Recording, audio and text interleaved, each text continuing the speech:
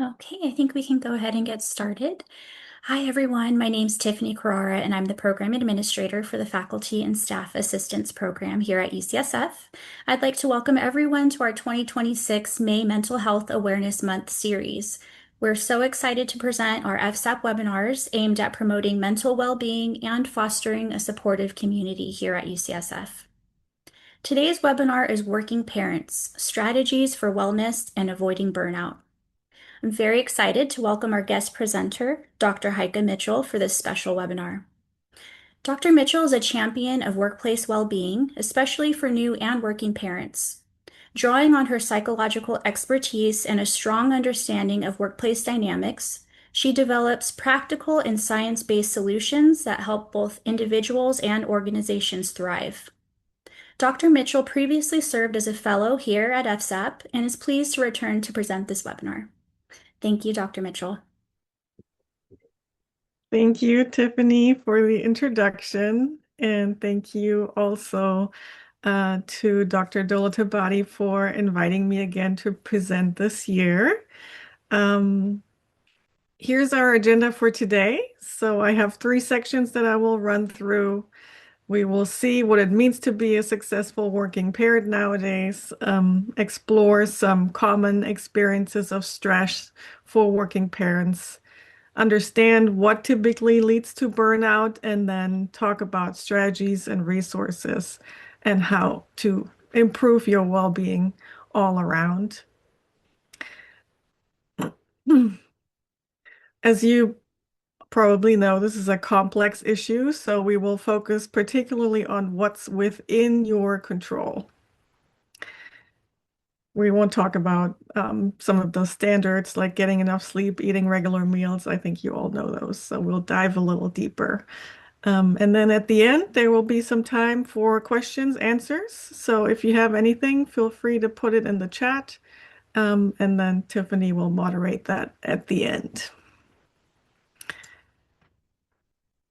So we, as working parents, have probably all heard that phrase of working the double shift, working the shift at work and then coming home and feeling like there's more work to be done as a parent in the home.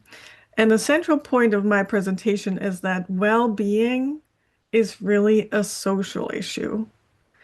And the circumstances around burnout have become so much in focus because as a family nowadays, in the typical family in this area, we are very much focused on the nuclear parents, their children, quite separated from anybody else. But the problem with that is that if you are the caretaker, you cannot be both essential as a caretaker and irreplaceable because at some point something will happen and that is too tight of a rope to walk. So, is there any backup? Is there backup for the backup? Are there extended family members, maybe chosen family members, other support system? Unfortunately, with that setup, being a working parent makes it even harder. So let's talk a little bit more about that. Burnout in itself can be thought of as an imbalance. If you look at this picture like a scale, on one side are the stressors stacking up, but then on the other side, we might have resources that can lighten the load a bit and balance the scale out to be sustainable. Because too much stress for too long without any recovery creates burnout. And nobody's scale is all perfectly resources and no stress. That's unrealistic. A little stress can even be fine and exciting and invigorating, but living with mostly stressors and very few resources leads to a crisis mode because humans can handle stress and crises for short periods of time. Our bodies can jump into action. We can fight on whatever is happening in the moment. But if there are not enough supports, so not enough breaks in between, there will be a breaking point. If there's not enough opportunity to recover, people are not robots. And many working parents carry the stress from so many directions, from themselves, like maybe a fear of judgment, the pressures of social media. They have expectations from home, carrying the invisible mental load, having conflicts, lack of support. Then there are the stressors from work, workload, maybe job insecurity. And then there's the bigger society where we don't have a lot of structural support for families in this country compared to other countries. Well, in California, at least we have some paid parental leave that is still minuscule compared to other countries um, that have long paid leave for both parents. They have subsidized childcare. You've heard all of these things. So already you can recognize that as working parents, here in this particular point in time, in this location, we are trying to function with inside a system that makes this balance of stressors and resource already lopsided towards the harder end. Um, so now think a little bit about your particular situation. What does your scale look like? What is weighing on you the most? And what are the resources that you can think of that actually still make this workable for now in this moment?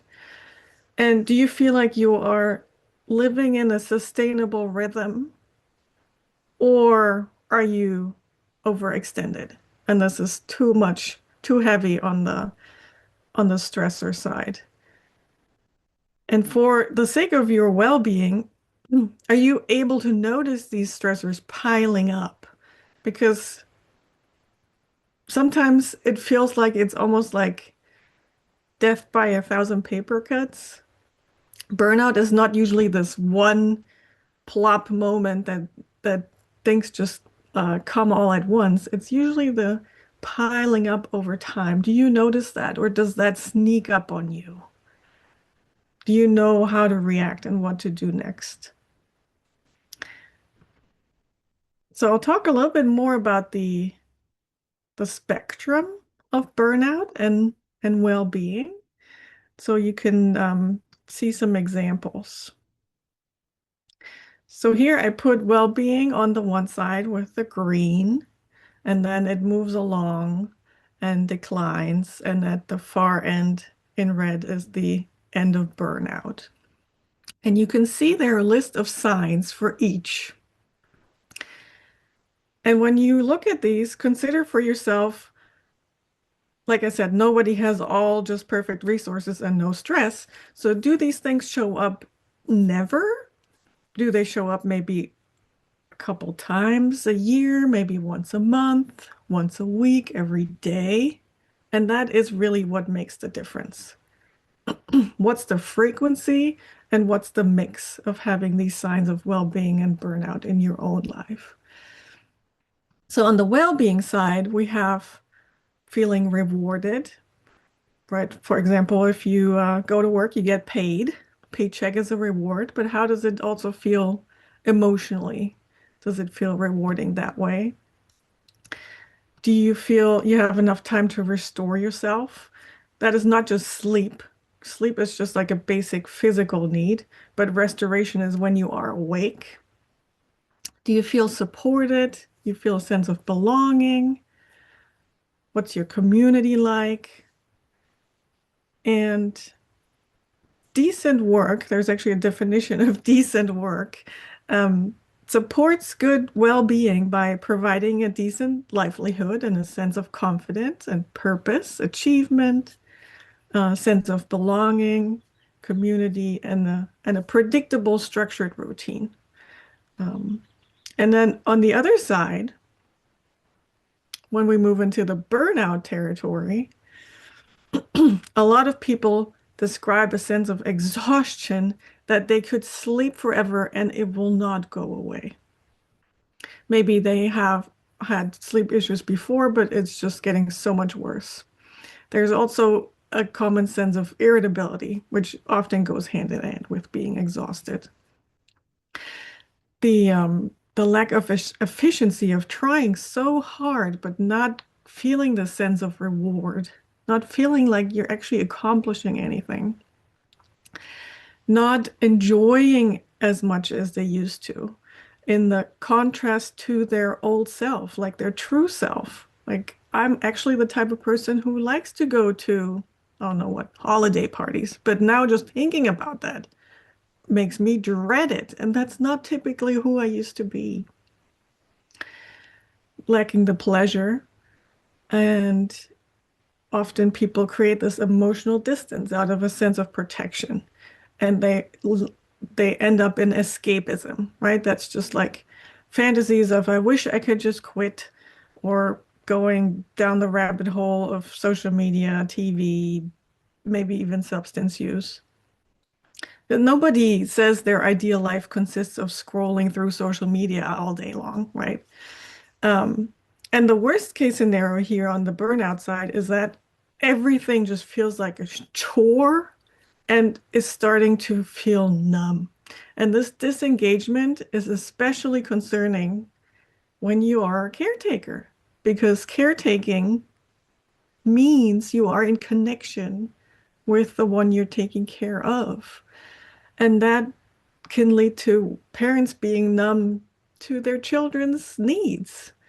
That's why this matters so much. And obviously, working in the UC system, we have a lot of folks who are technically caretakers at work. Healthcare workers are also taking care of folks on the clock. So they're creating emotional distance, feeling numb to the patient's needs is also not going to provide them the best care and experience.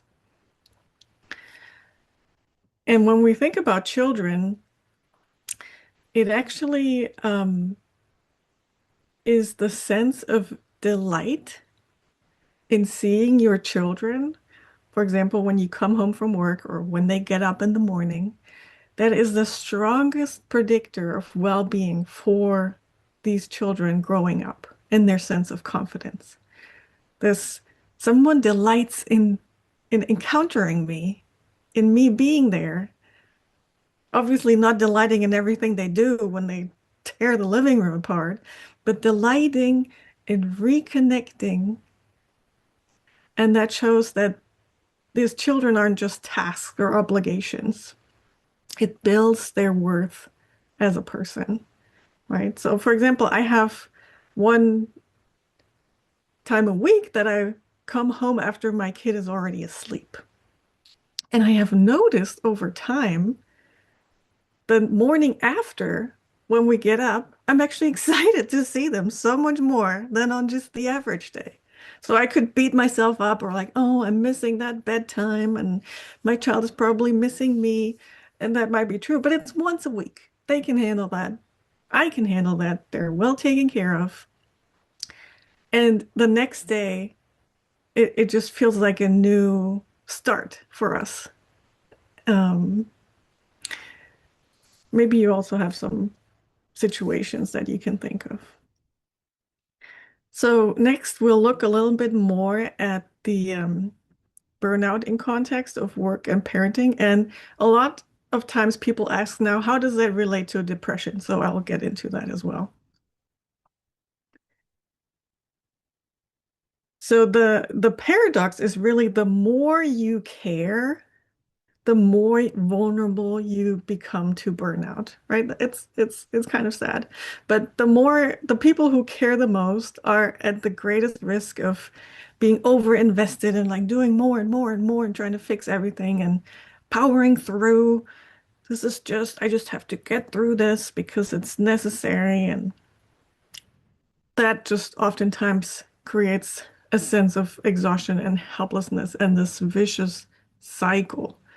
And stress really narrows our attention and it makes it so hard to really think outside the box and like step back. How can I do this differently?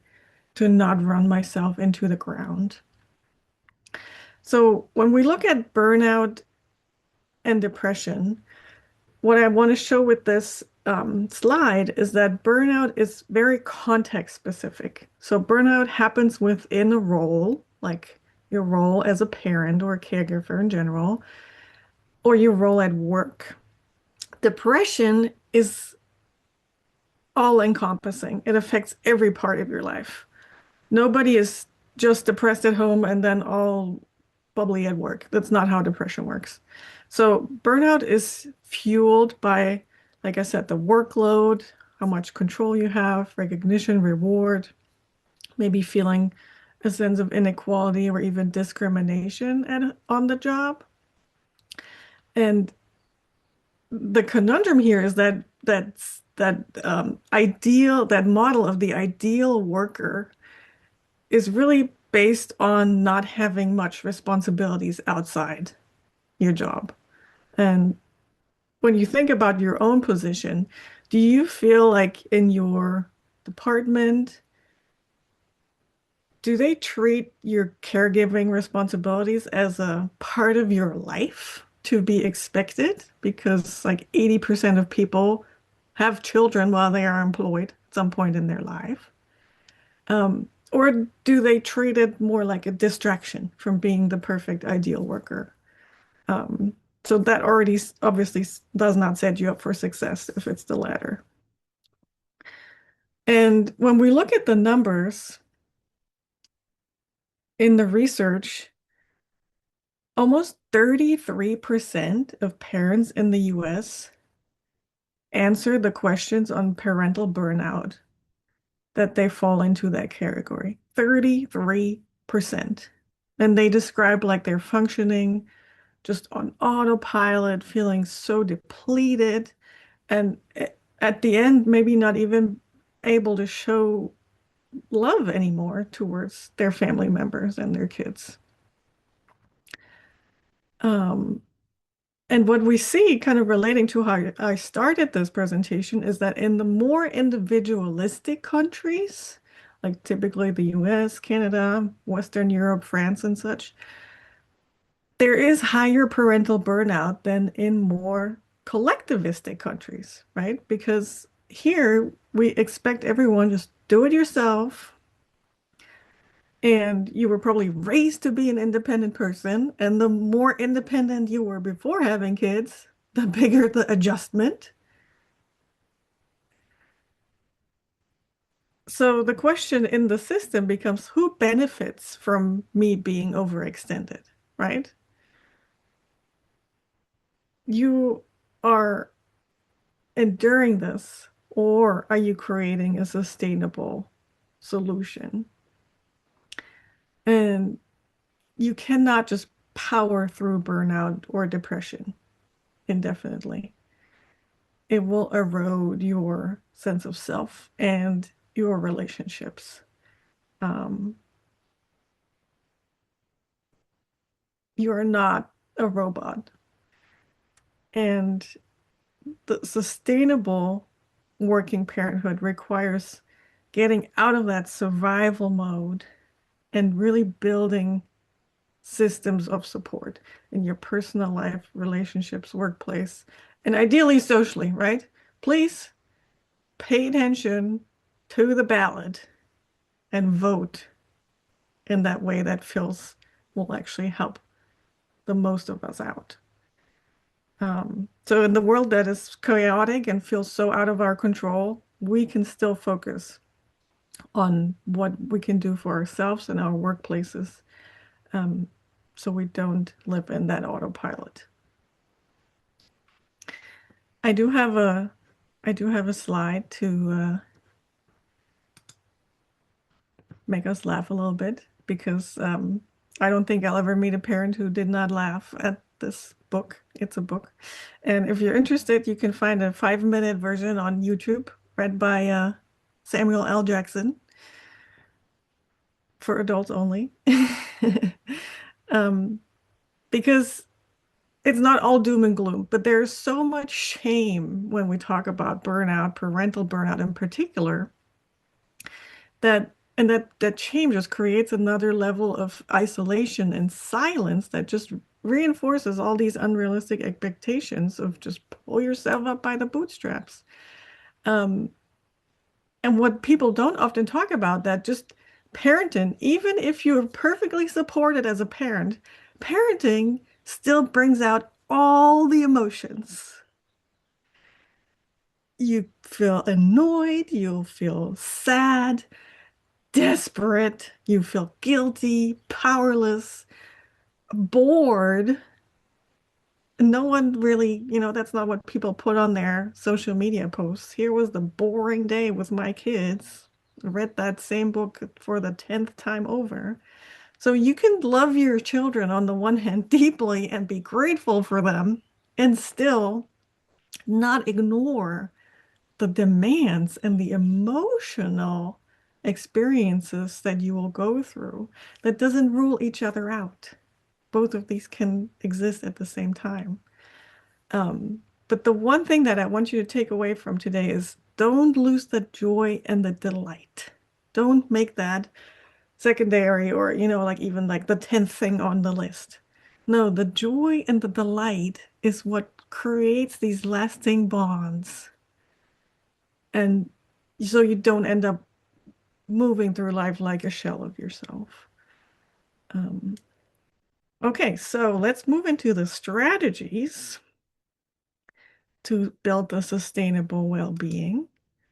Um, and again, as a primer in the research, we know that high quality relationships with family, friends, colleagues predict the strongest well-being. And that's both for you and for your children.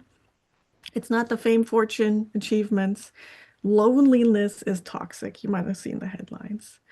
Um, and you can be lonely even when you're not alone. So let's talk about the well-being strategies and tipping the scale because I want you to be using the best use, making the best use of your time, right? Don't just throw spaghetti at the wall. Your life circumstances are unique. And from what I'll be presenting, I want you to maybe just pick one thing that stands out and spark something in you and give that a try. So I put the strategies into three categories. The work categories with communication, creating community, buffers, goal setting. The home categories of joyful moments, choosing your battles and expanding your support network, and the strategies for yourself, stress management, restorative time, and being good enough. And you are the expert in your life. So pick that one that speaks to you. And I'll go through them one by one now so you can see what I mean. In the career strategies, communication creates connection because we all make so many assumptions about the folks we work with. And it might look like everybody is just effortlessly managing their life as a working parent. But if it really was that easy, we wouldn't have the 33% of US parents saying, I'm so burned out.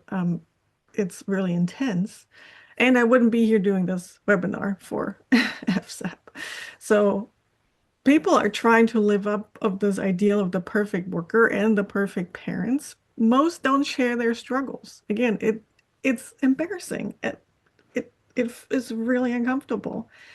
But since burnout develops from the chronic stress with insufficient supports and insufficient recovery, finding the time and space to talk about the struggle and how to address it really can make a huge difference. So there are official channels, right? Like employee resource groups. You can even suggest one, a working parent resource group. There are, other career supports within UC or outside of work, right? If you're more private, you don't really want to share that. There's support groups, parenting communities, there's therapists, coaches, maybe faith communities who have parent support networks. But you need to get this moving. You can't just have it fester inside yourself. Strategy number two is about buffer time. So those are mini resets that you can pay attention to as opportunities in your day. For example, when you're switching tasks, right?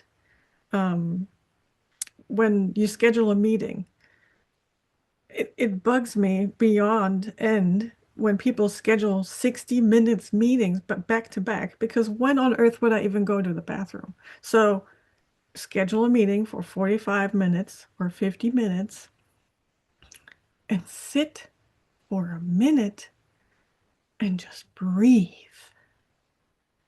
Maybe even do that in your car, right? When you get to work or when you get home. Don't skip your vacation days. Those are like literal buffers that work is priming you to take. Because if you don't, again, death by a thousand paper cuts, it will come around and the stress will just build to no end. So think about yourself. Are you able to recognize when you're getting into this just like frenzy, I need to get through the day? Or are you able to like take a pause and not get into this knee-jerk reactions and actually say, I need a reset, even if it's 30 seconds. I have a friend who has a kid who's still in a car seat, and she told me that when she drives somewhere, parks and gets out of the car and has to walk around to the door to get her kid out of the car seat, she just takes it really slow on purpose. She just takes her time and enjoys this peace and quiet. It might only be 20 seconds, but she does it intentionally and feels like an actual mini buffer break for her. So the third one here in the career strategies is goal setting and focusing on what truly really matters in your career progression because people might think of their career like up, up, up. It's going to be a straight line and I'm going to go as far and high as I can. But really, there are ups and downs. And if you are currently having, right, two kids under 2 years of age, maybe it's okay that there is a low plateau. Um, there's different phases. Like I said, the people who burn out are the ones who care so much. They care about their families, they care about their jobs, their coworkers, their careers. But sometimes it's just too lopsided. If there is not enough support, if you can create more supports, wonderful, right? Maybe that can be sustainable, even though there's a lot of stressors here for your career and say having two under two. If you can have enough support stacked up intentionally to make it sustainable, maybe it will work. But we have to make a plan about that. That's not just fall into place. So the benefit of working at a large institution like UC is that there are actual offices that are there to support you. There's the Family Services Office, right? There's UC Career Services. There is the Faculty and Staff Assistance Program that are free of charge, and faculty and staff assistance is absolutely confidential. And there can be also informal mentorship options, right? That you can bounce idea offs and get support and like see someone who's 10 years out and you're like, how did you do it? How did you make it sustainable? And have that exchange and have that input. And there are fantastic results with really structured group-based support programs for career support for working parents. I love talking about those, but that's a different presentation. So that wraps up the career. See if one of these maybe lands for you, and we're going to move into the family strategies. And I already talked a ton about delight, but of course you can't just create that out of nowhere. But it's the opposite of this emotional distance. It is intentionally sharing joyful moments together with your kids, your family. Um, and that's joyful for all, right? If you hate going to, I don't know what, theme park, then that does not count, right? If it's only your kids who are enjoying themselves, it's not creating a connection. It's about having genuine enjoyment and a stress-free context, and then creating these connecting emotions that build positive and lasting relationships. Um, and the simpler, the better. And I like how this connects with the second strategy of choosing your battles, because if creating joyful moments in your family means you're watching a movie together, then please stop fretting over screen time and how many more minutes. Um, or if the joyful moment is going to a fast food place and it has a fun play structure for the little kids and then everyone can enjoy themselves, then don't worry about the fast food that day, right? It's about the frequency. If you do that every day, then yeah, maybe it'll add up. But if it's like an intentional outing every once in a while and everyone enjoys it and it builds your connection, then it's so worth it to throw out the rigid rules and have fun for the sake of connecting with the people you love. Um, or another example for like older kids is travel sports, which means the kids are always at practice, they're always on the road going to games. And if that means you cannot have shared dinners, for example, shared meals most nights, and you hardly have any time to connect with them other than, oh, where's your bag? And what time do we have to leave and get in the car? And are we late? Then it might not be worth it pursuing this college sports scholarship that might come out of this because you will have sacrificed so much in the day to day, in the years leading up. You cannot make up for that lost connection.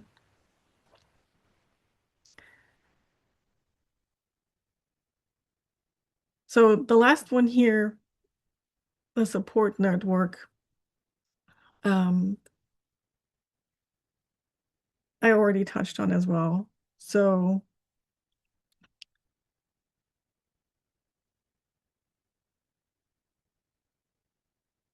most families just have this bare bones setup when it comes to having a family, right? The nuclear family, and then maybe school and maybe daycare. But where can you maybe build trust with other folks that you can fall back on when things go sideways? Often that is other parents, right? Maybe friendships that you make, neighbors, um, trusted people that maybe you can get a referral to hire as a babysitter or in your spiritual communities or social clubs. Um, because you've kind of heard that quote, it takes a village to raise a child. But I recently heard this extension that I really like, which is, but what does it take to raise the village? Right? It takes a village to raise a child, but what does it take to raise the village? And it can be scary to bring in people into your life, and when you have kids and they're so precious and you don't want anything to go wrong, but maybe pay attention to where there are opportunities, right? You don't have to leave your kids unsupervised with total strangers, but where can you build this over time? And then that wraps up our family strategies. We'll get into the personal strategies, which is the third and last category. That is about stress management. Can you identify your signals of stress, physical, behavioral, mental? Um, can you be mindful of your emotions and thoughts and not let them run your life? Can you be present and focused and not constantly rehashing the past or worrying about the future? And can you recognize your needs in the moment and then communicate how to get them met? I know that's a big ask, but there's way to practice that, right? There is ways to practice that. Again, the time for restorative and leisure times, which means being awake, right? Sleeping is a given, but do you also have restorative time when you're awake? Hobbies, any leisure activities. And that also means you have different roles, right? Maybe you're in a club or like a sports league or you play an instrument or but that just means there is other roles other than just parent and just worker or just partner, child to your elderly parents. Is there something that is or what would need to be different in your life to make room for this? Right? Again, going back to the social network, who would step up? Some people set up these babysitting co-ops where they couple of families take turns watching all of the kids, and then the other parents get to do something else. And you don't pay each other, you just trade time. And the last one here is the good enough parent. So sometimes reaching for that perfect standard um, and burning out in the end means that we actually come out worse than if we had just been mediocre. Good enough. There's an actual concept that is good. It started as good enough mother. Nobody wants to think of themselves as lazy parent, but there's something in between the perfect and the lazy. If it's more sustainable to pace yourself in a mediocre way and do all these things that I mentioned that create connection with the people you love, then that has a better outcome than sprinting yourself into perfectionism. So see if you recognize that in any particular areas in your life. Um, and think about cultivating this good enough standard that requires a lot of self-compassion and tolerance and kindness for as if you were looking at a good friend. And at the end of the day, everybody's imperfect, right? Even if we strive for perfection, it never works out anyways. And it's not such a bad thing, particularly when you have kids, because they won't feel so intimidated. They will see, oh no, this went sideways, and here's how my parents handled it, and it was fine. I know culturally that's a challenging concept because we're always supposed to do better, better, better. Um, and social media shows all these things. But if you notice that you're stuck in those ways that are unhelpful in the long term, then find yourself a good therapist. Find the support to work through that. You will benefit and your family will benefit. So here's a wrap up of the categories I talked about, work, home, and self. So you might have noticed how I ask questions so you can maybe reflect for yourself, see how that shows up in your own life, because there's not a one size fits all approach. You can't write a prescription for this and just say, and everything will be fine. You have to see how this fits in your circumstances, and which changes would actually make the biggest difference. That would be worth it. So before we wrap up, um, remember that burnout is not caused by one big failure. It builds slowly over time from chronic overload and lack of support and restoration. So it's not about doing more, it's about doing things differently and more intentionally with small repeated actions. Um, And if you want to change something, then make it very concrete. What is it that you want to change? When does it happen? How does it fit into your routine? And how will you work around the obstacles? Because if there weren't any obstacles, you would have already been doing it. Um, and again, not for the sake of perfection, but making small shifts over time. So I actually wanted to put in a really short buffer, kind of a breathing exercise that takes 30 seconds. Anyone who wants to participate, just wherever you're sitting, pay attention to your breath. You don't have to change anything about it. Just pay attention how it is naturally in this moment. Maybe you do notice some dropping of your shoulders, and do that a few times. Feel how the air moves in and out of your body. There's nothing really to fix, nothing to do differently. Notice if there's any tension softening as you breathe out. You just are breathing and noticing. You are in this moment. And notice how your body feels. And then let go of that attention and maybe bring that back as you return into the business of the day. So that is a very small pause to create a mini buffer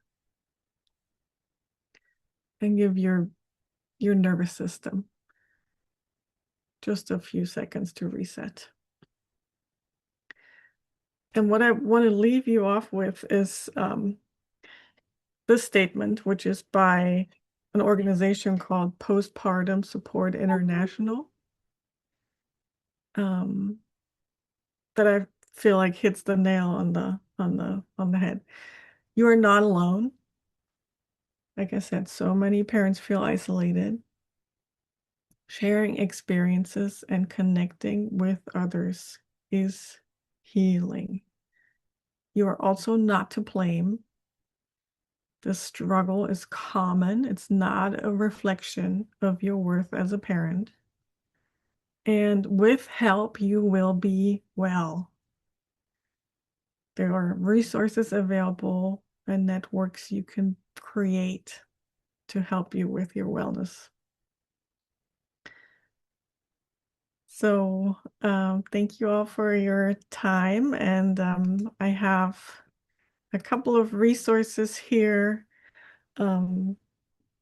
Tiffany will also be sending out a research sheet that I made, so you don't have to write any of these down. And I will put up my contact information